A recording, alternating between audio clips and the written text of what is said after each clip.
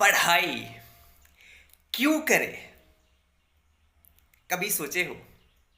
नहीं। कभी सिखाया जाता है ये? नहीं। अच्छा, सिखाया क्या जाता है?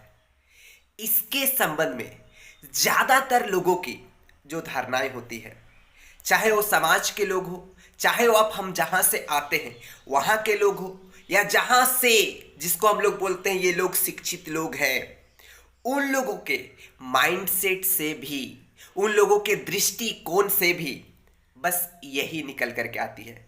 क्यों? कि भाई पैसा कमाना है, पढ़ लिख करके बड़ा आदमी बनना है और पैसा कमाना है।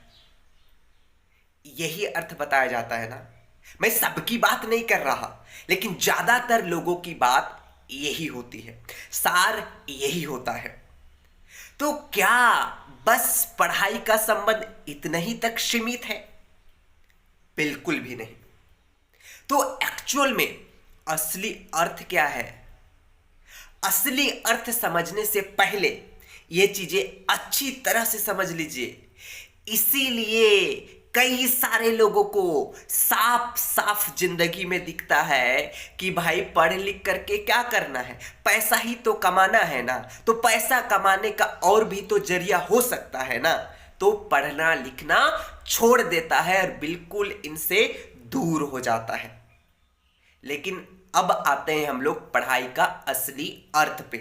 क्यों पढ़ना चाहिए? सबसे पहले अच्छी तरह से समझ लो। चाहे आप करोड़ों रुपया कमा रहे हो, लाखों रुपया कमा रहे हो, क्या आपके जिंदगी में शांति आ गई है? आप मुक्ति आपको मिल गई है? आप दुख से आजादी पा गए हो? आप परेशान जिंदगी में नहीं हो? इन सारे चीजों से, चाहे वो झूठ हो, भ्रम हो, माया हो, अशांति हो, इन सारा चीजें से मुक्ति पाने के लिए, आजादी पाने के लिए पढ़ना होता है। और ये आजादी चाहे वो डर से हो, चाहे वो भ्रम से हो, चाहे वो झूठ से हो, इन सारे चीजों से जो आपको आजादी दिलाएगी वो आपको दिलाएगी आपकी ज्ञान। इसीलिए पढ़ना चाहिए। जो भी आप बोल रहे हो, जो भी आप सोच रहे हो, मान लो ये कैसे होता है, ये कैसे होता है, ये क्यों होता है क्या, जो भी अजीब अजब तरह की जो सवाल आती है आपके दिमाग में, इन सारे चीजों को क्वेश्चंस करके इन सब से मुक्ति पाया जा सकता है, और सिर्फ ज्ञान से। इसीलिए पढ़ना है।